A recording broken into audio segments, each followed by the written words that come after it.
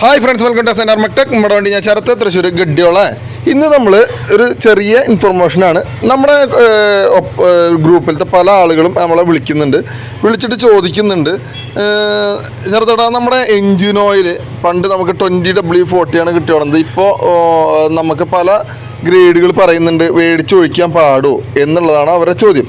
അപ്പോൾ നമ്മൾ പറയണു, നമ്മളിപ്പോൾ അതിനെ കുറിച്ചിട്ടുള്ള ഒരു ചെറിയ ഒരു വ്ളോഗാണ്, വലിയ വ്ളോഗല്ല.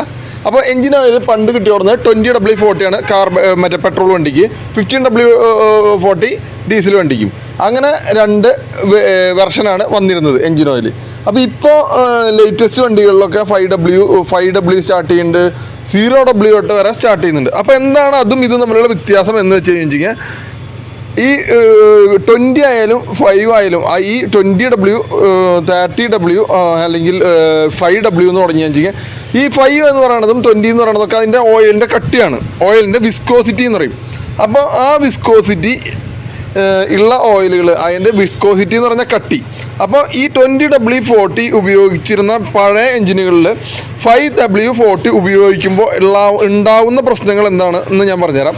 അങ്ങനെ ഉപയോഗിക്കാൻ പാടില്ല എന്നുള്ളത് തന്നെയാണ്. പക്ഷേ കിട്ടാൻ മാർഗ്ഗമില്ലാണ്ട് വന്നു കഴിഞ്ഞാൽ മേടിച്ചൊഴിക്കുക എന്നല്ലാണ്ട് വേറെ മാർഗ്ഗമില്ല. അപ്പോൾ അതവിടെ കിടക്കട്ടെ.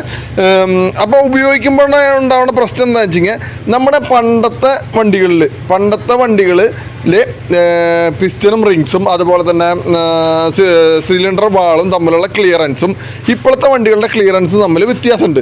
പണ്ടത്തെ വണ്ടികളിൽ ക്ലിയറൻസ് വളരെ കുറച്ചും കൂടി ഇപ്പോഴത്തെ വണ്ടിയെ അപേക്ഷിച്ച് കൂടുതലായിരുന്നു. അപ്പോൾ കുറച്ചും കൂടി കട്ടിയുള്ള എൻജിൻ ഓയിൽ ഉപയോഗിക്കേണ്ട അവസ്ഥയുണ്ട്. അപ്പോൾ കട്ടിയുള്ള എൻജിൻ ഓയിൽ ഉപയോഗിക്കുമ്പോൾ ആ ക്ലിയറൻസിനനുസരിച്ച് ആ കട്ടിയുള്ള എൻജിൻ ഓയിൽ മതി. പക്ഷേ ആ എൻജിൻ ഓയിൽ ഒഴിക്കുന്ന വണ്ടികളിൽ അപ്പോൾ ക്ലിയറൻസ് കുറച്ച് കൂടുതലുള്ള വണ്ടികളാവും. അപ്പോൾ പുതിയ എൻജിൻ ഓയിൽ ഒഴിക്കുമ്പോൾ, പുതിയ 5W ആ റേഞ്ച് എൻജിൻ ഓയിൽ ഒഴിക്കുമ്പോൾ എന്താ പ്രശ്നം ഉണ്ടാവുക വെച്ച് കഴിഞ്ഞാൽ, അതിന് ഭയങ്കര കട്ടി കുറവാണ്. അപ്പോൾ ഈ ക്ലിയറൻസ് കൂടുതലായ കാരണം ഈ ക്ലിയറൻസിൻ്റെ ഇടയിൽ കൂടെ മുകളിലേക്ക് കയറും. അത് പിസ്റ്റൻ്റെ ഇടയിലും പിസ്റ്ററിങ്സിൻ്റെ ഇടയിലും ആ വാൽവിൻ്റെ ഇടയിൽ കൂടെ എന്തൊക്കെ ക്ലിയറൻസ് എൻജിൻ്റെ ഉള്ളിലേക്ക് കിടക്കാവുന്ന ആ ക്ലിയറൻസിൻ്റെ ഉള്ളിൽ കൂടെയൊക്കെ മുകളിലേക്ക് കയറി ലീക്ക് ആവാനുള്ള ടെൻഡൻസി ഉണ്ട്. അങ്ങനെ ലീക്ക് ആയി കഴിഞ്ഞാൽ എന്തുണ്ടാവും, സിലിണ്ടറിൻ്റെ ഉള്ളിൽ പോയിട്ട് കത്തും. സിലിണ്ടറിൻ്റെ ഉള്ളിൽ പോയിട്ട് കത്തി കഴിഞ്ഞാൽ സ്വാഭാവികമായിട്ടും എൻജിൻ ഓയിൽ കത്തിപ്പോവും. അതനുസരിച്ച് എന്താവും, എൻജിൻ ഓയിൽ കുറയും. പെട്ടെന്ന് വിസ്കോസിറ്റി കുറഞ്ഞ എൻജിൻ ഓയിൽ നമ്മുടെ ഈ പഴയ വണ്ടികളിൽ ഒഴിച്ച് കഴിഞ്ഞാൽ, മാരുതി 800 അങ്ങനത്തെ സെന്ന അങ്ങനത്തെ പോലത്തെ വണ്ടികളിൽ ഒഴിച്ച് കഴിഞ്ഞാൽ എന്താ ഉണ്ടാവുക, ക്ലിയറൻസ് പുതിയ വണ്ടികളിൽ ക്ലിയറൻസ് കുറച്ചിട്ടാണ് കമ്പനി ഇറക്കിയിട്ടുള്ളത്. കാരണം നമ്മുടെ പുതിയ വണ്ടികളുടെ കാര്യക്ഷമതയല്ല ഒരിക്കലും പഴയ വണ്ടികൾക്ക്.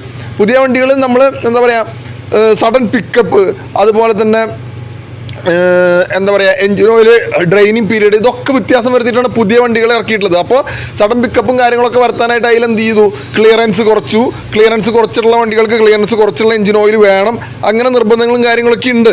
അപ്പോൾ ആ സാധനത്തിലേക്ക് ഇതൊഴിക്കണതും ഇതിൻ്റെ എൻജിൻ ഓയിൽ മറ്റേക്ക് പുതിയ വണ്ടികളിൽ ഒഴിക്കണം തമ്മിൽ അത് ചെയ്യാൻ പാടില്ല എന്നുള്ളത് തന്നെയാണ്. അപ്പോൾ ഇതിനെ കുറിച്ചിട്ടുള്ള ഒരു വീഡിയോ നമ്മൾ സർവോ അല്ലെങ്കിൽ അങ്ങനത്തെ ഒരു എൻജിൻ ഓയിൽ വളരെ നല്ല രീതിയിൽ എൻജിൻ ഓയിലിനെ കുറിച്ചിട്ട് സംസാരിക്കാൻ പറ്റുന്ന ഒരാളെ കൊണ്ട് എത്രയും പെട്ടെന്നൊരു വ്ളോഗ് ഞാൻ കണ്ടിട്ട് ചെയ്യിക്കാം. എനിക്കറിയാവുന്നത് ഞാൻ പറഞ്ഞു തന്നു. അപ്പോൾ ശരി, അടുത്ത വീഡിയോ ആയിട്ട് വീണ്ടും കാണാം.